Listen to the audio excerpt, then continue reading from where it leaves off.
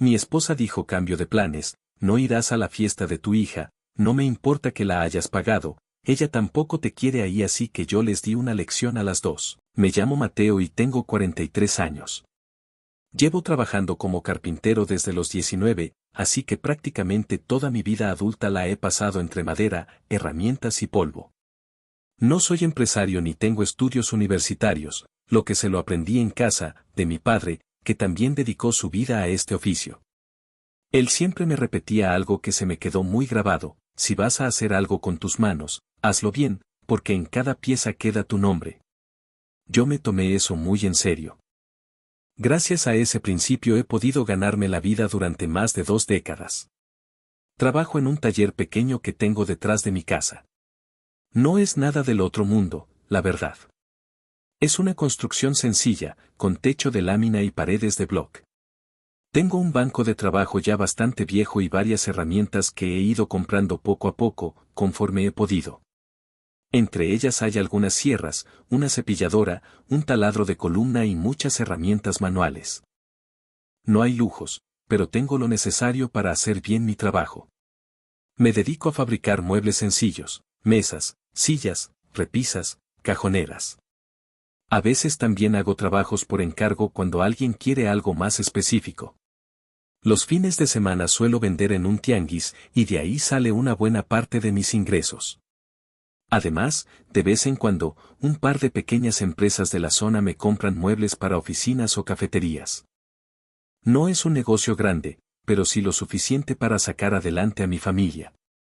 Mi esposa se llama Carolina y tiene 39 años. Cuando la conocí, ella trabajaba en una tienda de ropa dentro de un centro comercial. Siempre ha sido muy sociable y le gusta verse bien, arreglarse, cuidar su apariencia. A mí eso nunca me molestó, al contrario, me gustaba verla contenta y segura de sí misma. Nos casamos jóvenes. Yo tenía 25 años y ella 21. 3 años después nació nuestra hija, Camila. Durante mucho tiempo pensé que teníamos una familia normal. No perfecta, claro, pero sí estable. Nunca fuimos ricos, pero tampoco nos faltó lo importante. Fuimos pagando la casa poco a poco. Siempre hubo comida en la mesa y nos aseguramos de que Camila estudiara en una buena escuela. Con mi hija siempre tuve una relación muy cercana. Cuando era pequeña, le gustaba mucho acompañarme al taller. Se sentaba en un banquito y se quedaba observando cómo trabajaba, viendo cómo cortaba la madera o cómo armaba las piezas. Lo que más recuerdo es que, a pesar de su edad, hacía preguntas muy serias. Tendría 5 o 6 años y me preguntaba cosas como: ¿cómo sabes que eso va a quedar derecho? ¿Por qué la madera huele así? ¿O por qué usas clavos y no pegamento? Yo le respondía con calma, explicándole todo lo mejor que podía. A veces incluso le dejaba lijar piezas pequeñas para que sintiera que también formaba parte de lo que hacía. Una vez hicimos juntos una cajita de madera. La pintamos de azul claro y le grabamos su nombre en la tapa. Recuerdo perfectamente el día que la llevó a la escuela. Cuando regresó, venía muy contenta, muy orgullosa. Me contó que se la había enseñado a su maestra y a sus compañeros. En ese momento sentí que ella también valoraba mi trabajo. Y durante muchos años no tuve razones para pensar lo contrario. Con el tiempo, como es natural, Camila fue creciendo. Empezó a interesarse más por sus amigos, por la ropa, por las redes sociales y por salir. Nada fuera de lo normal para su edad. Yo nunca fui un padre estricto. Mientras cumpliera con la escuela y respetara ciertas reglas básicas, prefería darle su espacio. Carolina, en cambio, siempre le dio más importancia a la imagen y a cómo nos veían los demás. A ella le gustaba que todo se viera bien. Si alguien venía a la casa, todo tenía que estar en orden. Y si salíamos a algún evento, insistía en que todos estuviéramos bien vestidos. No era algo grave, pero con los años empecé a notar ciertos comentarios que antes no existían. Por ejemplo, cuando yo regresaba del taller. Trabajar con madera tiene algo muy particular: el olor. La madera, sobre todo cuando se corta o se lija, desprende un aroma fuerte. A eso hay que sumarle el barniz, el pegamento y el polvo que se queda en la ropa. Aunque uno se lave las manos o se cambie de camisa, ese olor nunca se va del todo. A mí siempre me ha gustado ese olor. Me recuerda a mi padre y a todo lo que aprendí con él. Pero Carolina empezó a mencionarlo cada vez más seguido.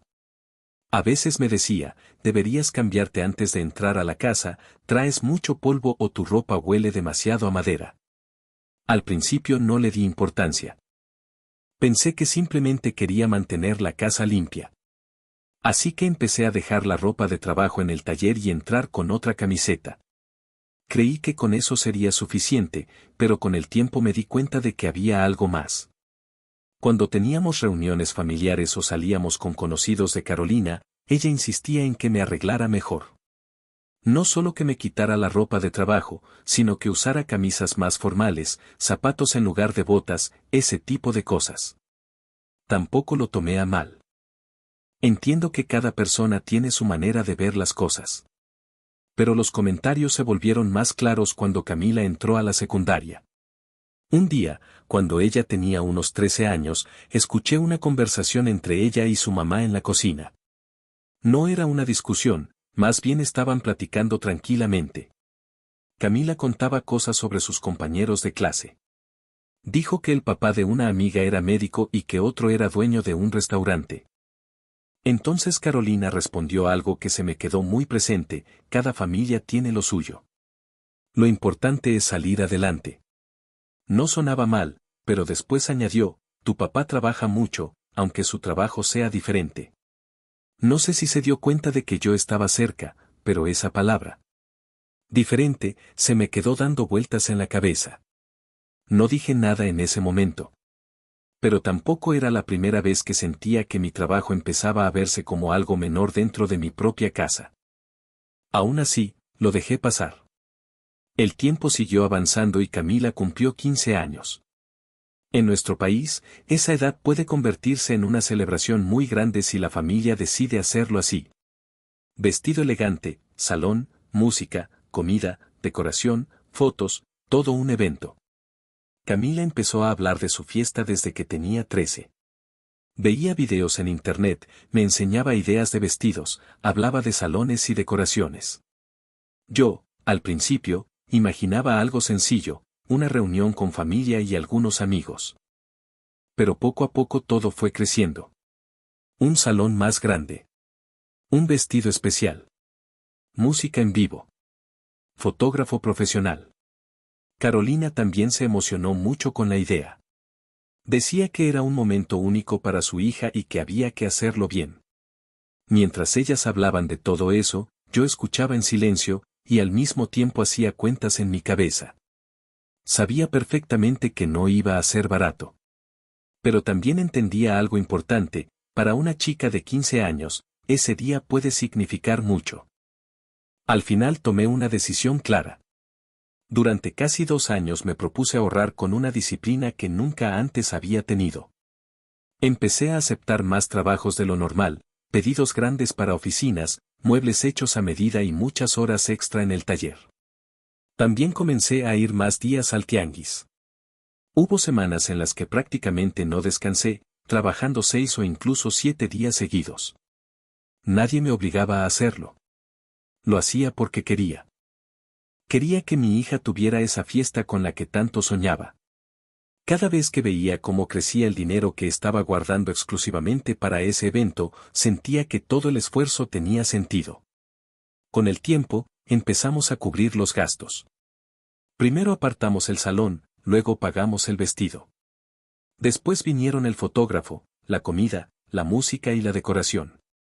Poco a poco todo fue tomando forma.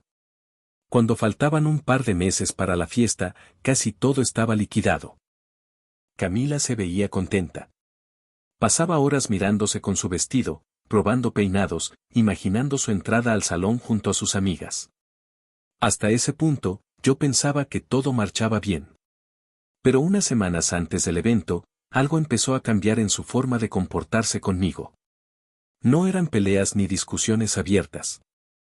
Era algo más silencioso, más difícil de explicar. Se volvió distante. Cuando yo le hablaba, me respondía con pocas palabras.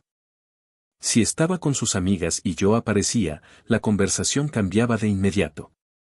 Además, dejó de pasar por el taller, algo que antes hacía de vez en cuando. Al principio traté de no darle demasiada importancia. Pensé que tal vez estaba ocupada con la escuela o con los preparativos de la fiesta. Pero un día pasó algo que me hizo pensar que había algo más detrás de todo eso. Esa tarde estaba en el taller, terminando una mesa, cuando escuché voces cerca de la casa. Eran Camila y dos de sus amigas. Estaban en el patio y hablaban con normalidad, sin intentar bajar la voz, así que se alcanzaban a escuchar partes de la conversación. No les estaba prestando mucha atención, hasta que oí mi nombre. Una de las chicas le preguntó a Camila sobre la fiesta. Ella respondió con entusiasmo, hablando del salón, del vestido, de todo lo que habían preparado. Entonces otra amiga dijo algo que cambió completamente el ambiente. Tu papá es el que hace muebles, ¿verdad? Desde donde estaba, escuché claramente la respuesta de mi hija. Sí, pero solo para empresas importantes, dijo, con un tono que parecía querer sonar natural. Tiene varios empleados que trabajan para él y él solo se encarga de dar las órdenes. Aquí en la casa a veces hace algunas cosas de madera como hobby. Después de eso hubo un pequeño silencio. Sus amigas parecían impresionadas. Ah, entonces es como dueño de un negocio, comentó una de ellas. Sí, algo así, respondió Camila rápidamente. Yo me quedé completamente quieto. Tenía una tabla en la mano, midiendo, pero dejé de hacer cualquier movimiento. No fue tanto lo que dijo, sino la facilidad con la que cambió mi realidad por otra completamente distinta. Yo no tenía empleados. Nunca los tuve. Tampoco dirigía una gran empresa. Era solo yo, mi taller, mis herramientas y las horas que le dedicaba cada día al trabajo. Por un momento intenté justificarla. Pensé que quizás solo había exagerado para impresionar a sus amigas.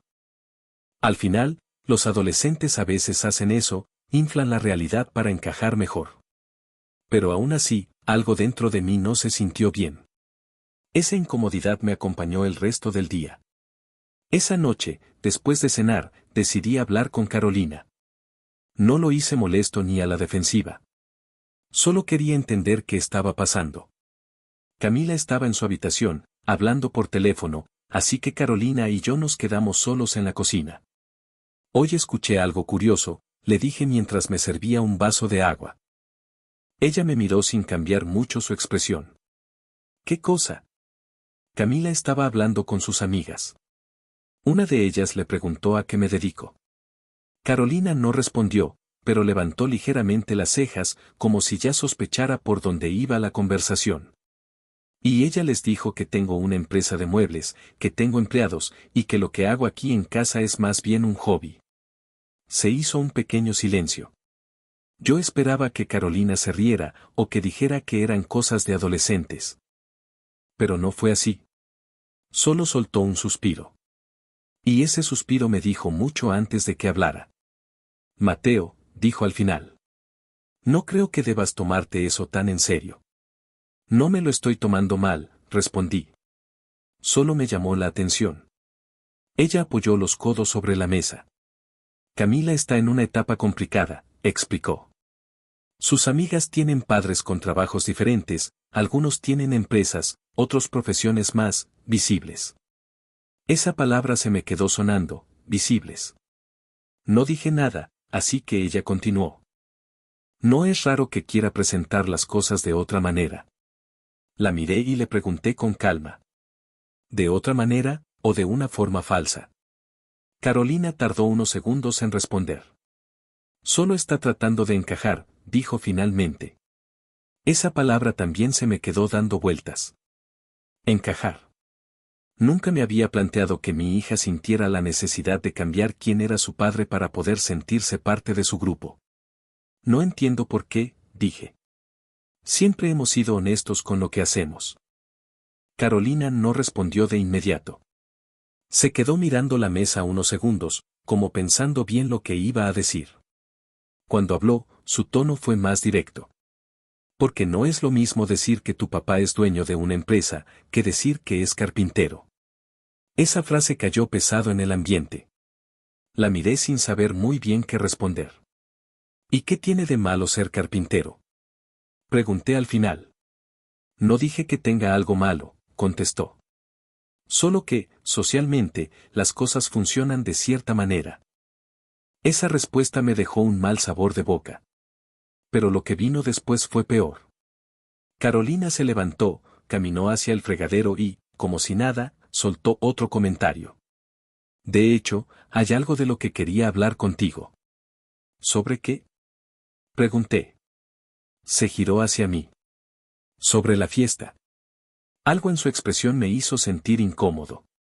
¿Qué pasa con la fiesta? Se cruzó de brazos. Hubo un pequeño cambio de planes. ¿Qué tipo de cambio? Entonces dijo algo que todavía recuerdo palabra por palabra. No vas a ir. Por un momento pensé que había escuchado mal. ¿Cómo que no voy a ir? Ella no cambió su expresión. No vas a asistir a la fiesta de Camila. Sentí como si todo se hubiera quedado en silencio. ¿Estás hablando en serio? Sí. Yo pagué esa fiesta, dije despacio. He estado trabajando casi 2 años para eso.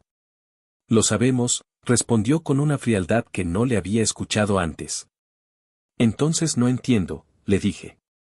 Carolina tomó aire antes de responder, como si ya tuviera todo decidido. Hubo un cambio de planes, Mateo. No vas a ir a la fiesta de tu hija. Y no importa que tú la hayas pagado. Sus palabras fueron tan secas y directas que me tomó unos segundos asimilarlas. ¿Y se puede saber por qué no voy a ir? Pregunté, tratando de mantener la calma. Ella no dudó ni un instante.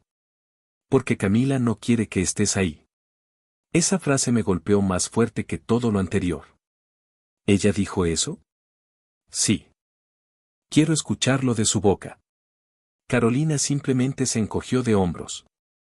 Está bien. Fue al pasillo y la llamó. Al poco rato, Camila apareció en la cocina, con el teléfono todavía en la mano. ¿Qué pasa? Preguntó. Carolina se adelantó. Tu papá quiere saber por qué no va a ir a la fiesta. Mi hija me miró. No parecía molesta ni triste, más bien incómoda, como si no supiera cómo salir de ahí. Papá, empezó. Solo dime la verdad, le pedí.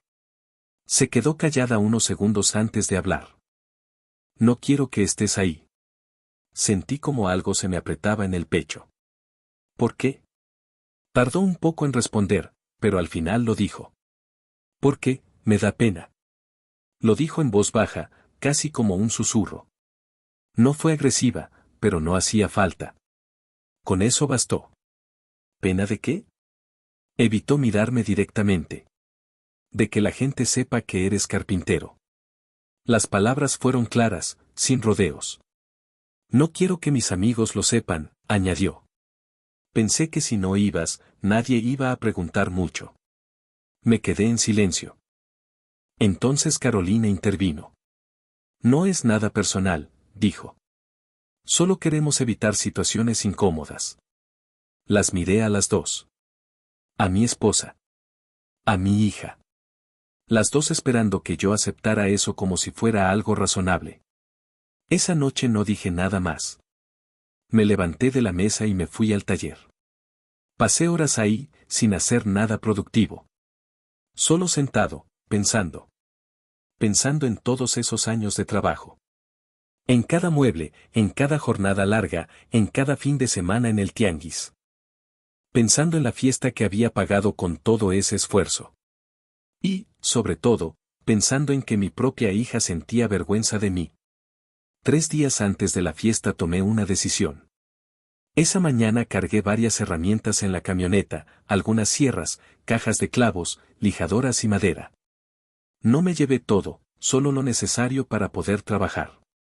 Manejé hasta la casa de mi padre. Él ya había fallecido hacía años, pero su taller seguía ahí, abandonado.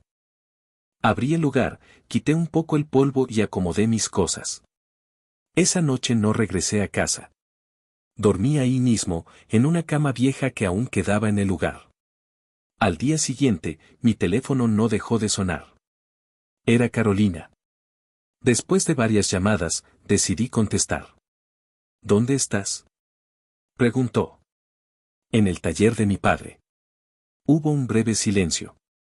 ¿De verdad estás haciendo esto? ¿Haciendo qué? Actuando como si te hubieran insultado gravemente. Es ridículo, Mateo. No respondí. Te estás comportando como un niño ofendido, añadió. Tal vez, dije al final. La fiesta es en 3 días. Deja de hacer drama y vuelve a la casa. No. Otra pausa. Haz lo que quieras, dijo finalmente, antes de colgar. Yo también colgué. Me quedé sentado en el banco de trabajo de mi padre, mirando mis herramientas durante un buen rato. Después tomé el teléfono, e hice la primera llamada. Llamé al salón de eventos y hablé con el encargado. Le dije que necesitaba cancelar la reserva. Luego hice otra llamada. Y otra más. Y otra. Con cada llamada, iba borrando algo que había tardado casi 2 años en construir. Finalmente, llegó el día de la fiesta. Desde temprano estaba en el taller de mi padre. Decidí mantenerme ocupado para no pensar demasiado. Tenía un encargo pendiente, una mesa grande de comedor. Estaba ajustando las patas, concentrado en el trabajo. Trabajar la madera siempre me ha ayudado a ordenar la cabeza. El sonido de la sierra, el olor del serrín, el ritmo de las herramientas, todo eso me calma. Estaba lijando una superficie cuando el teléfono empezó a vibrar sobre la mesa. Miré la pantalla. Era Carolina. Por un segundo pensé en ignorarla, pero al final contesté. Sí. Su voz sonaba tensa. Mateo, me están diciendo en el salón que cancelaste. No lo dijo como pregunta. Era una acusación. Me quedé en silencio. Tu hija ya está aquí, con el vestido puesto, continuó. Todos los invitados están afuera esperando que abran las puertas. De fondo se escuchaba ruido, gente hablando, autos, movimiento. Llámales, dijo con urgencia. Diles que fue un error. Tienen que dejarnos pasar. Su tono cambió, volviéndose más agresivo. No le hagas esto a tu hija. No la hagas pasar esta vergüenza. Dejé la lija sobre la mesa y respiré hondo. Sí, cancelé todo. Hubo silencio del otro lado. ¿Qué?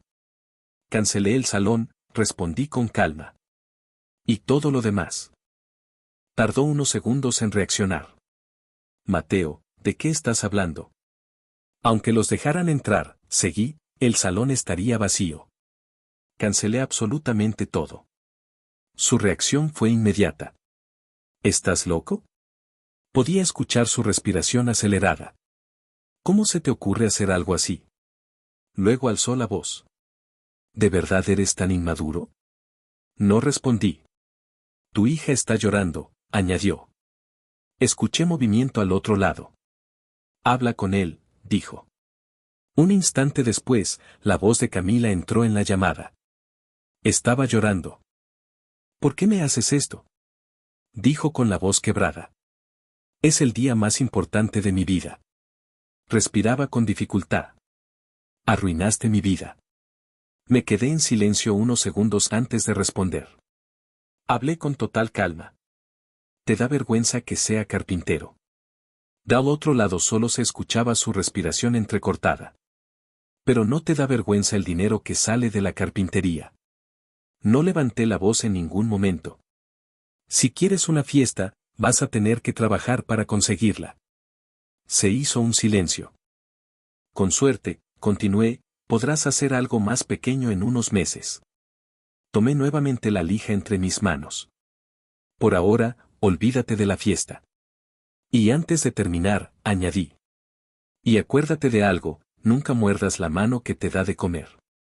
Lo siguiente que escuché fue un grito. No una palabra clara, sino un sonido lleno de rabia y frustración. Luego volvió la voz de Camila, entre lágrimas. Te odio, te odio. Después hubo movimiento otra vez, y Carolina tomó el teléfono. Su tono ya no era el mismo. Ahora sonaba mucho más duro. ¿Te das cuenta de lo que provocas? dijo sin darme oportunidad de responder. Eres un desalmado. Respiró con fuerza antes de seguir. Poco hombre. Y luego soltó algo que me sorprendió por lo directo que fue. Debí haber elegido a alguien mejor cuando tuve la oportunidad. Me quedé en silencio unos segundos. Después respondí con la misma calma que había mantenido todo el tiempo. Tranquila. Hubo una pausa breve. Nunca es tarde para hacerlo. Del otro lado no dijeron nada. Todavía estás a tiempo de buscar ese mejor partido. Se tomó unos segundos en entender lo que le estaba diciendo. ¿De qué estás hablando? Entonces lo dije sin rodeos. Quiero el divorcio. Se hizo un silencio total. Luego escuché un sonido ahogado, parecía que estaba llorando. No gritó. No discutió. Simplemente colgó. Me quedé mirando el teléfono unos segundos antes de dejarlo sobre la mesa. Después, como si nada, volví a trabajar. Esa misma tarde terminé la mesa que tenía pendiente. Pasé horas concentrado en cada detalle, cortar, ajustar, lijar, barnizar. Fue algo extraño, pero mientras trabajaba sentía una tranquilidad que no había tenido en días. Como si, por fin, hubiera tomado una decisión que llevaba mucho tiempo formándose dentro de mí. Los días que siguieron no fueron fáciles. Regresé a la casa solo para recoger algunas cosas, ropa, documentos, herramientas personales. La primera vez que entré, Camila estaba en la sala. En cuanto me vio, su expresión cambió. Eres un desalmado, me dijo. No alzó la voz, pero el resentimiento en sus palabras era evidente. En la escuela todos se burlan de mí. No respondí. Seguí caminando hasta la habitación para recoger mis cosas. ¿Eso era lo que querías? Continuó desde la sala. ¿Humillarme? Yo seguí guardando mis pertenencias en silencio. Cuando salí del cuarto, ella seguía ahí. Arruinaste todo. No dije nada. No porque no tuviera que decir, sino porque entendí que, en ese momento, nada de lo que dijera iba a cambiar su forma de ver las cosas. Carolina estaba en la cocina cuando pasé. Tenía los ojos rojos. No dijo una palabra. Saqué un sobre de mi mochila y lo dejé sobre la mesa. Ahí están los papeles del divorcio. Se quedó mirando el sobre, como si le costara siquiera tocarlo. Mateo, dijo con voz débil. Pero no terminó la frase. Yo tampoco añadí nada más. Tomé la última caja con mis cosas y salí de la casa. Desde entonces han pasado algunas semanas. El proceso de divorcio ya está en marcha. Camila me bloqueó del teléfono y de todas sus redes sociales. No hemos vuelto a hablar. Sé que para muchas personas lo que hice puede parecer exagerado. Y tal vez lo sea. Pero esa noche en la cocina entendí algo muy claro. No se trataba solo de que mi hija sintiera vergüenza de mí. El verdadero problema fue que mi esposa permitió que esa vergüenza creciera. La justificó. La normalizó. Nunca intentó enseñarle a respetar el trabajo que mantenía nuestro hogar. Un padre puede soportar muchas cosas de un hijo adolescente, rebeldía, errores, incluso palabras duras. Pero hay un límite. El desprecio. Y más cuando ese desprecio va dirigido hacia el esfuerzo que sostiene a toda la familia. Tal vez algún día Camila madure. Tiene 15 años, todavía le queda mucho por aprender de la vida. Puede que, con el tiempo, entienda lo equivocado que fue avergonzarse del trabajo de su propio padre. Y cuando ese día llegue, yo estaré dispuesto a escucharla. Pero en cuanto a Carolina, mi decisión no va a cambiar. Un matrimonio no puede mantenerse en pie cuando se pierde algo tan básico como el respeto. Por eso decidí terminarlo.